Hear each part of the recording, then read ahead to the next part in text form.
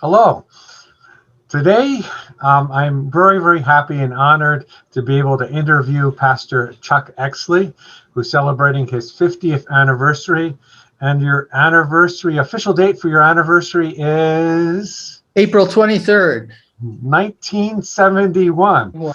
50 years is a long time.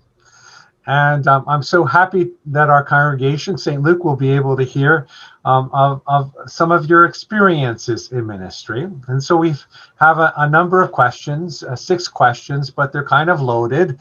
And we'll start out with just tell us about yourself. Did you grow up in the church, and what are some of your memories in your growing up years? That's really an easy question.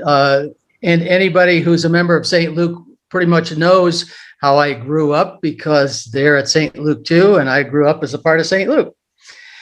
And my family had moved to Albuquerque in 1954 when I was 9. And that was also the year that St. Luke began. And we became a part of St. Luke, I think in the second group of new members in September of 1954. And so that's one of the things that's interesting about my talking about my time in ministry, because St. Luke's very much a part of that. Yeah, St. Luke is your story. In many ways it is, yeah. Because you or me, St. Luke's story. You come back and forth. Do you have any kind of special memories, of that time early at St. Luke? I remember the most special memories, and I suspect anybody who was around then would say the same thing, were our memories of the old tin tabernacle, the little metal building that the congregation met in before the first sanctuary, now the parish hall, was built, and all the funny things that happened there, and the crazy things that are always taking place in temporary quarters. So that was a big part of my memory, and I noticed for Barbara as well, because she's been around since the very beginning of St. Luke altogether. I imagine it being a tin sanctuary was very loud if it rained occasionally, but when the winds blew too. Both. Yeah. You were very aware of those things taking place. Although if my memory serves me, they did at one point try to put some insulation in the ceiling to cut that down a little bit, but I don't know that it ever really helped. Well, with all your years of being as a youngster in the church, how did the calling come about for you to be a pastor? It's funny you should ask that question. And I thought this when I first read the things you'd written, because I can remember specifically in detail when the first encounter with that thought took place. And I was in the 8th grade in 2nd year confirmation class, and Pastor Don Simonton and I were walking out of the building. Confirmation classes always took place on Saturday mornings in those days. And there was just the two of us, and I remember his saying to me, "Have you ever thought about maybe becoming a pastor?" Well, which of course I had not, and yet it put that bug in my ear, or in my brain, as it were, and I pondered it for a very long time. And it was then the next time that it came up, I suspect, is when I was in college and I was studying political science and dealing with all the various ethical issues that relate to how countries and peoples relate to each other. And again, it popped up in my head, maybe I should study these ethical matters as part of preparing for ministry. And so for my last 2 years in college at UNM, I went over and got involved with Luther House. And again, some of those same issues as we were wrestling with that as Lutheran students came up. And finally, I came to the conclusion that, well, I really wasn't going to make a choice now, but maybe I should just go to seminary and see what happens. And that's where I left it, to go to seminary and see what happens. I applied to 2 seminaries upon right before graduation, and at LSTC in Chicago and PLTS in Berkeley. And I decided to go to Berkeley. After all, it was 1967, and there were all kinds of interesting things happening in Berkeley at the time. Especially that played right into the whole matter of ethical issues. And I think if I remember correctly, I finished my degree requirements at the end of August in 67. Wow. And within 2 weeks, we were on the road moving to Berkeley. And wow. And that's where I wrestled with all the issues in greater detail. So you were there maybe from 67 to 70? Yes. Okay. Yes, 67 to 70. Yeah, during the heyday of the Vietnam War, there was anti-war movement. Yeah. That's right. That was very much going on, and as well as the whole civil rights matter. The Civil Rights Act of 64 had kind of stimulated a lot of thought and a lot of issues within society, and it was a really good time to be there, because there were people involved in it at various levels in the city of Berkeley. And whenever anything happened in Berkeley, that shut down the entire city. It was a very exciting place to be. Was there anyone in particular that comes to mind that, was either an influence for you to going to seminary, or while you were in seminary? While I was in seminary,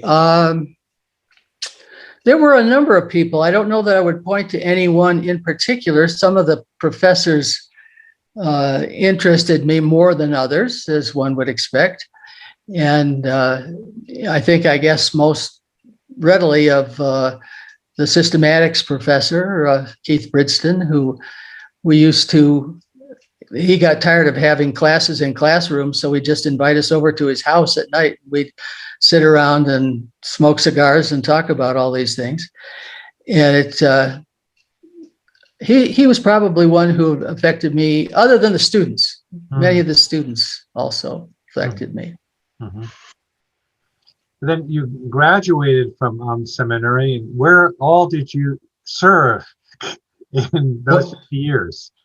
Okay, when I left seminary, we were doing 4th-year internships, and I went and interned in Littleton, Colorado, a congregation not at all unlike St. Luke.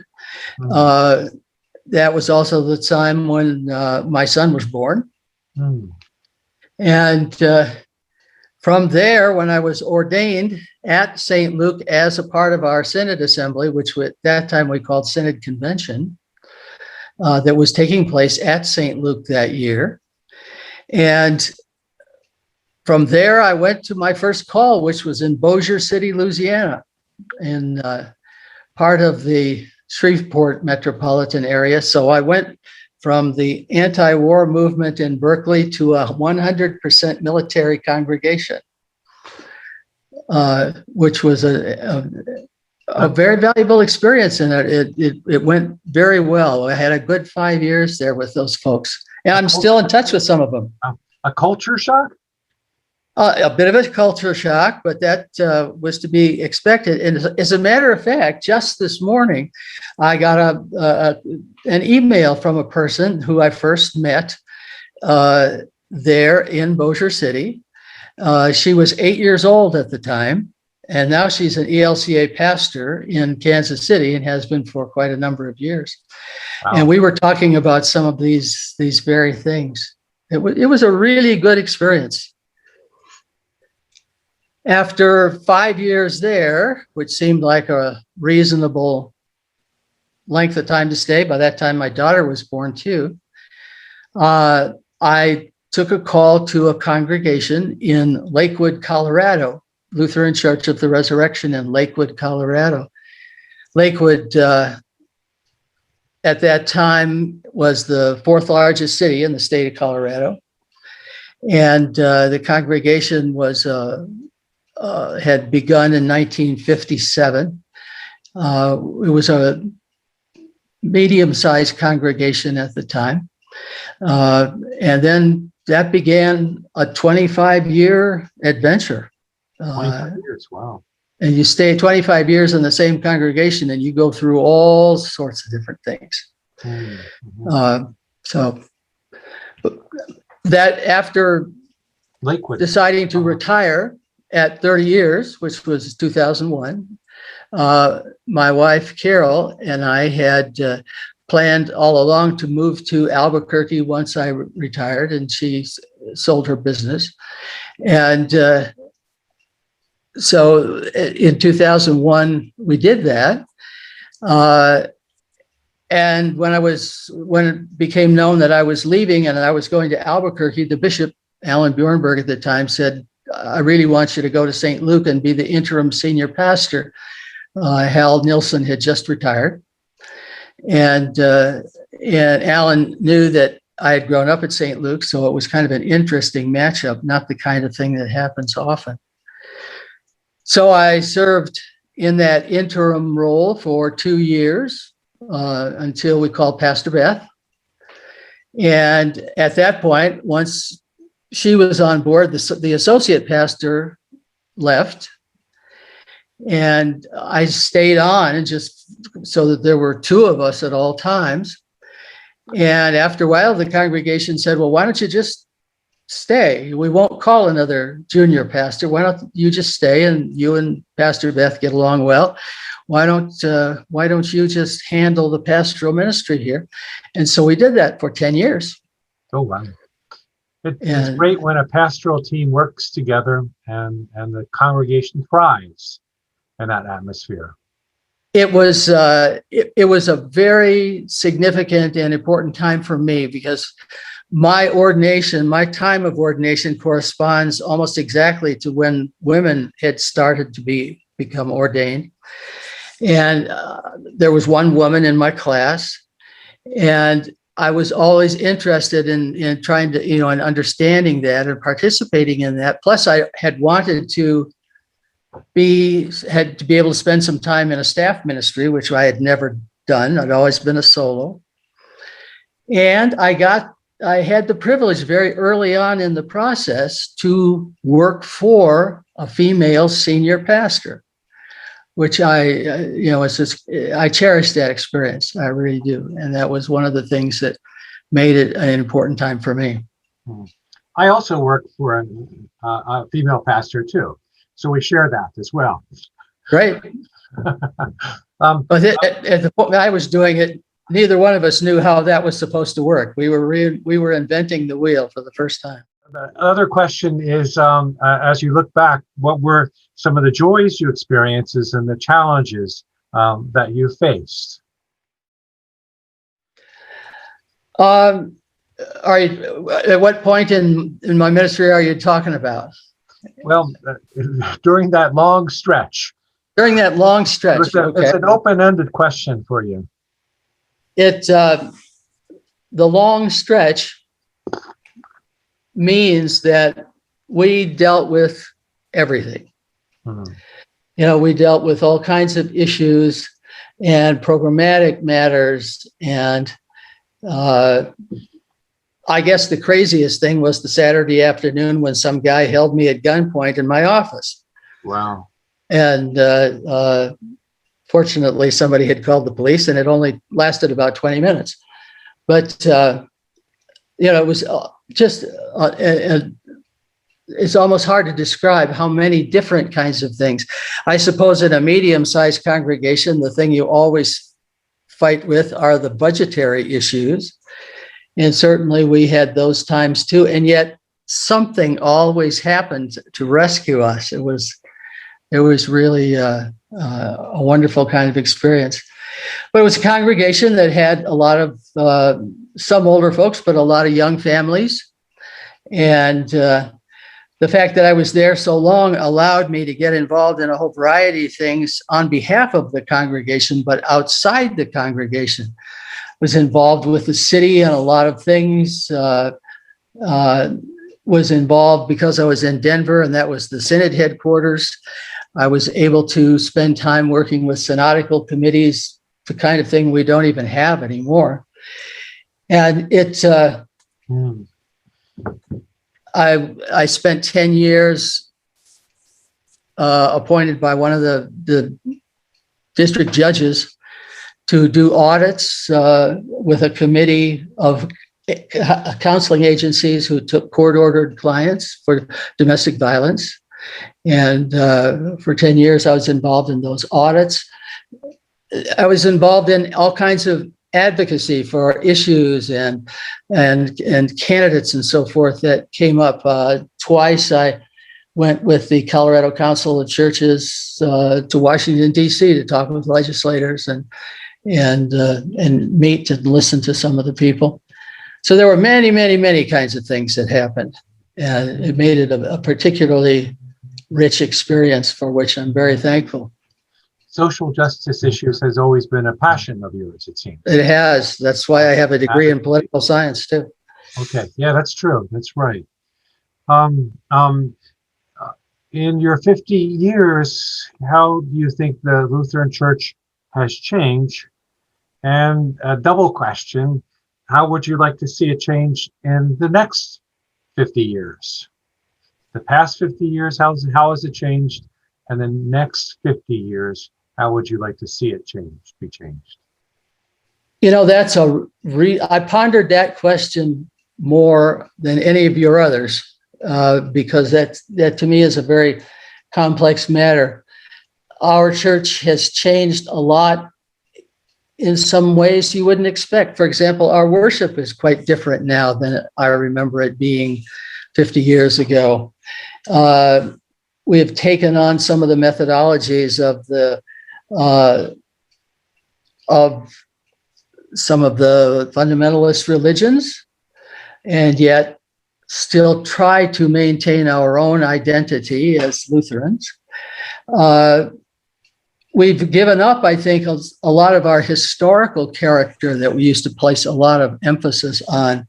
And that would even include things like our liturgical character. It just doesn't play the role that it did at one time. I don't know whether I would not be willing to call it good or bad. It's just different. We've become, in some sense, more folksy or more, I don't know, more, just more down to earth. More informal? More informal? Informal, for sure. Yeah. What I would look to the future, I would hope that we can continue, despite the tremendous influence from those on the right side of the spectrum, that we can continue to move forward toward eliminating some of the white supremacy and the racism that is within our culture.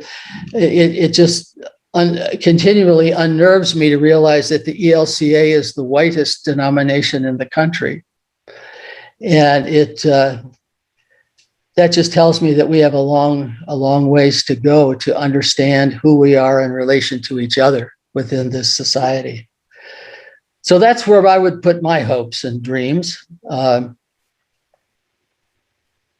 I think, again, I come back to those social issues that to me are at the heart of Christian theology. Mm-hmm. Mm-hmm. Final question. Would you do it all over again? You know what I have written on my paper? I have 2 question marks written after that comment that you sent me that I printed.